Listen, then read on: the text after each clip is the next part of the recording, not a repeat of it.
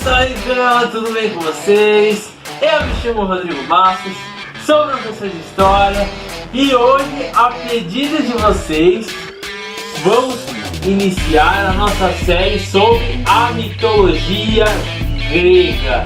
A gente vai iniciar depois dessa série sobre a Grécia Antiga e vocês agora vão ficar informados sobre a cultura dos gregos, as suas crenças, as suas religiões.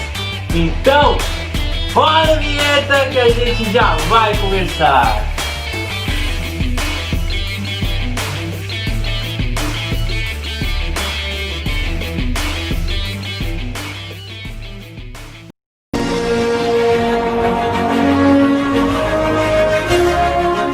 O assunto de hoje, galera, é sobre o início da mitologia grega.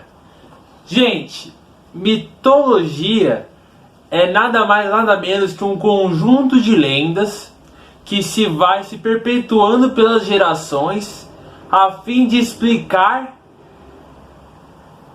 alguns fenômenos que na época as pessoas não conseguiam explicar.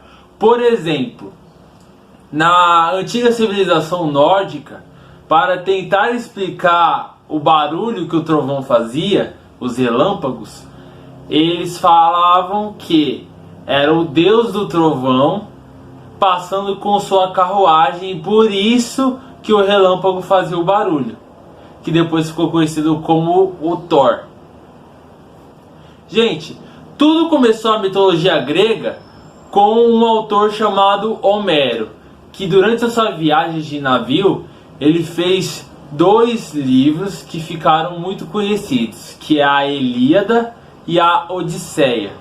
Esses dois livros foram muito lidos pelos gregos, estudados e levados a sérios, porque tinham divindades, tinham algumas aventuras que Homero dizia que passou durante a sua viagem e que com o tempo foi se perpetuando e foi criando uma mitologia dentro da Grécia. Mas vocês se enganam, gente, se vocês acreditam que a mitologia grega começa com Zeus, com o Monte Olimpo, Hércules, que a gente assistiu da Disney, que na verdade não tem nada a ver com a história real de Hércules, os 12 trabalhos dele, que a gente vai fazer um vídeo explicando.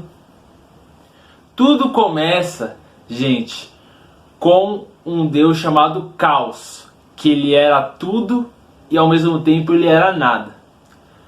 Cansado dessa vida dele, de reger o universo, ele cria do nada Gaia, é a filha dele, que é a deusa da Terra, ela é o próprio planeta Terra. Vendo que ele consegue ter esse poder da criação, ele decide criar do nada mais um deus, que é o deus Tártaro, que ficou conhecido como o deus do submundo. Depois vai ser muito falado por Zeus durante o Monte Olimpo, que é tipo um inferno deles, o submundo de Tártaro. Logo depois de Tártaro, gente, surgiu os gêmeos Erebus, que era a deusa da escuridão, e Nix, que era a deusa da noite. Nix, gente, teve um filho sozinha, ela conseguiu conceber filhos sozinha, e dentro deles tem 12 filhos. Eu vou falar os mais importantes. Eu vou falar da Eris, a deusa da discórdia. A gente conheceu um pouco ela naquele desenho antigo, As Terríveis Aventuras de Billy Mandy, que eu vou colocar aqui. Quem assistiu esse desenho, fala aí no comentário, gente. Mas a gente assistiu, a gente dava risada com esse desenho, que era essa deusa. Era uma das deusas, assim, as primeiras deusas que surgiram, né? Depois eu vou falar de Hipnos, que era deus do sono. Gente, Hipnos em grego é sono, por isso que hipnose, o nome hipnose, que é a arte manha do sono, né? E o outro deus, gente, é o Tánato, que era deus da morte, gente. Gente, após o nascimento desses filhos de Nix, Gaia também decide ter filhos. E aí ela tem o deus Urano. Aí você vai falar assim: Rodrigo, isso não é o nome de um planeta? Não é o 7º planeta na escala do sistema solar? Sim, gente, exatamente. O porquê a gente não reconhece os nomes do planeta com os nomes dos deuses gregos? Porque os nomes dos planetas estão com o nome dos deuses romanos, que é a mesma coisa, a mitologia é a mesma coisa, eles só colocaram o nome dos deuses diferentes. E os nomes dos planetas nada mais é que os nomes dos deuses romanos, e os deuses gregos são a mesma coisa, que eu vou falar um por um aqui para vocês. Gente, para falar os nomes dos planetas, para não correr o risco de falar alguma coisa errada, ou esquecer algum nome, eu anotei aqui no meu caderninho que eu vou ler para vocês. Gente, Mercúrio é o deus Hermes, o deus da velocidade. Vênus é a Afrodite, deusa do amor. Terra é a Gaia, que a gente já comentou no começo do vídeo. Marte é Ares, deus da guerra. Júpiter é Zeus, deus dos trovões. Saturno é Cronos, um dos titãs que a gente vai falar no vídeo. Netuno é Poseidon, deus das águas. Urano a gente acabou de falar, é o único que está com o nome dentro da mitologia grega. E aí a gente pode falar do Sol, gente. O Sol também tem o nome da mitologia romana, que é o deus Hélio, que depois se serviu de inspiração para o elemento químico hélio. Depois, gente, de ter o Urano, Gaia tem mais 2 filhos: Órias, o deus das montanhas, e Pontos, o deus do mar. Se você for pensar bem, ela está fazendo um paisagismo dentro dela, né? Como ela era o próprio planeta Terra, ela já estava criando ali, ó, o deus das montanhas, umas montanhas dentro dela, e o deus dos mares, né? Após ter esses 2 filhos, gente, os deuses param de fazer filhos assexuadamente, né, gerar do nada, assim, dentro dela mesmo, uma geração própria, e começa a ter filhos de forma incestuosa. E aí, gente, Gaia começa a ter relações com seu próprio filho, que é o Urano. E aí que surge, gente, os Titãs, que não é a banda Titãs e nem é o Jovem Titãs, gente. São esses aqui, que eu vou colocar aqui uma imagem para vocês. Se vocês quiserem parar o vídeo para ver cada nome, é que são bastante. Eu vou pontuar apenas alguns deles, tá? Após eles terem os Titãs, gente, que eu já vou comentar alguns deles, Urano e Gaia, eles decidem não gerar mais Titãs. Só que, como eles não se cuidaram dentro da mitologia, eles tiveram outros filhos, outros titãs. Só que agora, ao invés de serem deuses, começou a serem gerados monstros. E aí que surge os Ciclopes e surge os Hecatônteros, que dentro da mitologia é um dos mais bizarros monstros que tem. Eles possuem 50 cabeças e 100 braços, gente. Que foi... Muitos pintores tentaram fazer uma ilustração. Alguns ficaram muito bons e outros ficaram bem esquisitos.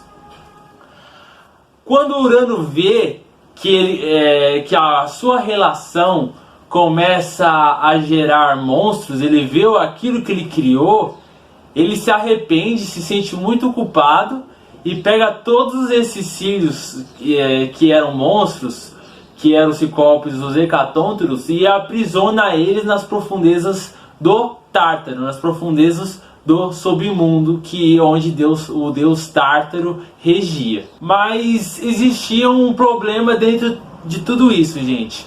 O submundo ficava dentro da Gaia, e a partir do momento que Urano aprisionou seus filhos dentro do submundo, ela começou a sentir muitas dores, que a gente não sabe se é pelo sofrimento de os filhos estar aprisionados dentro dela, ou se eram dores mesmo, como se fosse uma dor de barriga pelo fato de tipo ter o submundo dentro dela. E aí o que acontece? Gaia, ela procura sua irmã, a Nyx, e pede para ela encontrar dentro dela mesma o metal mais resistente, que era um metal chamado adamantio, que na palavra grega significa metal muito resistente, que a gente acredita até mesmo que foi uma forma de inspiração também para o adamantio do Wolverine, da Marvel.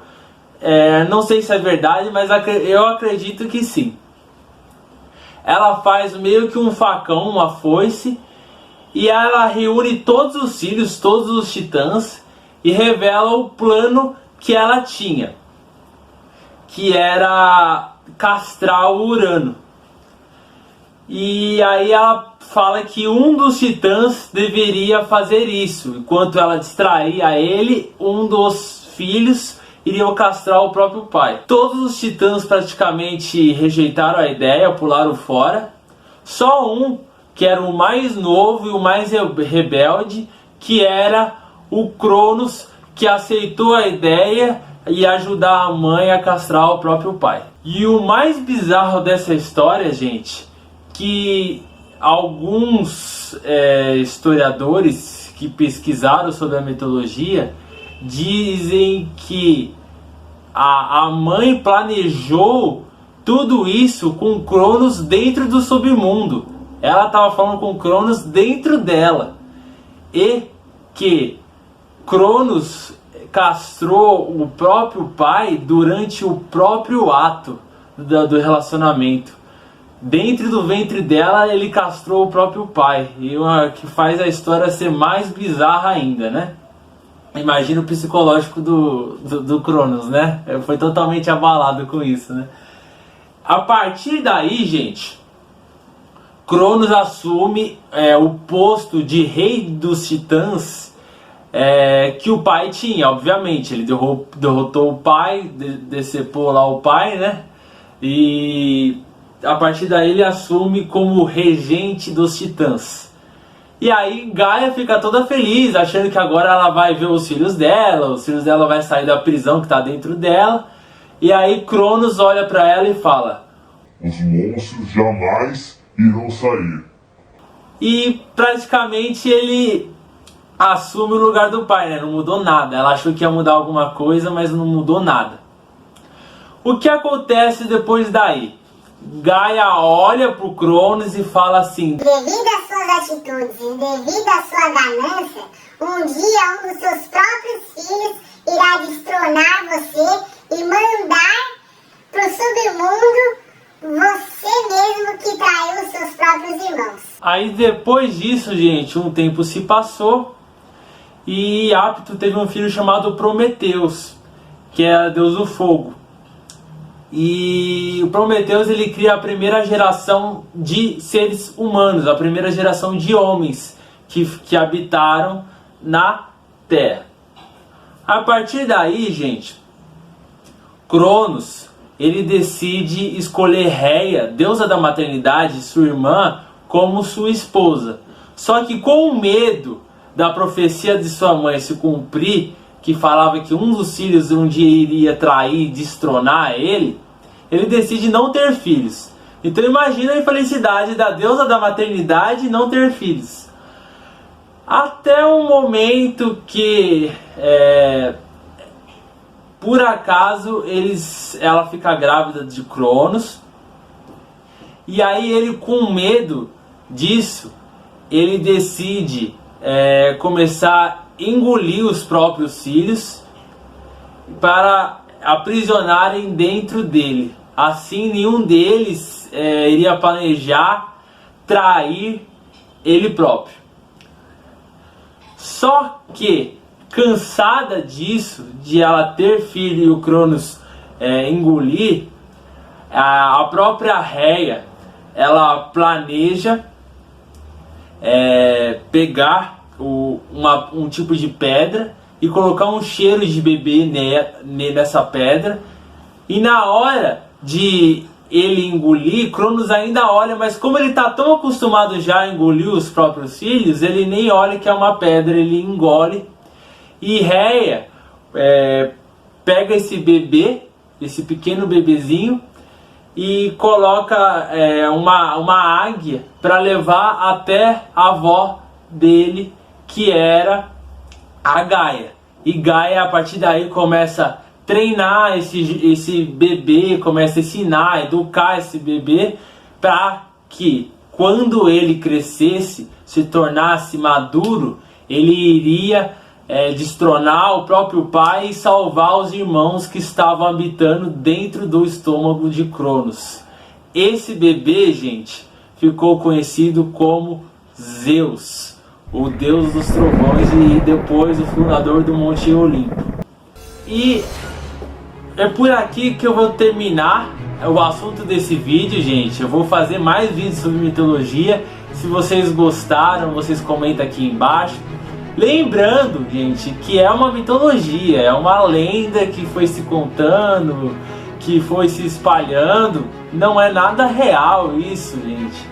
Mas é importante a gente estudar, porque são matérias que às vezes caem no vestibular e que algumas profissões, ao você estudar, fazer uma faculdade, como a de História, Filosofia, a própria Psicologia, estuda a mitologia grega. Então é bom a gente se conhecer, e como a gente viu que até os nossos próprios planetas têm o nome desses deuses, é bom a gente ver e entender essa crença que os gregos, os romanos tinham, e ver de uma outra forma, não pensar assim que é a realidade. É você estudar e entender a crença, que às vezes pode até ser ignorante, né? Mas é bom a gente conhecer e adquirir essa sabedoria. Gente, eu vou agradecendo a todos vocês que vêm aqui deixando o seu like, vêm aqui curtindo, deixando aqui a sua visualização para mim. Se você ainda não se inscreveu, inscreve aqui que me ajuda a divulgar o vídeo. O conhecimento aqui que vocês estão adquirindo, com certeza vocês levarão para a eternidade. Gente, também tem meu Instagram, que eu comento bastante coisa, faço posts sobre história. No status eu pergunto coisas para fazer nos vídeos que estão sendo postados aqui no YouTube. Então sigam lá também, aqui está o Instagram, Historiador Bastos. Sigam lá que vocês também estão ajudando a divulgar o canal. Então, gente, um grande abraço, fiquem em paz e se superem sempre. Tamo junto e até a próxima, galera.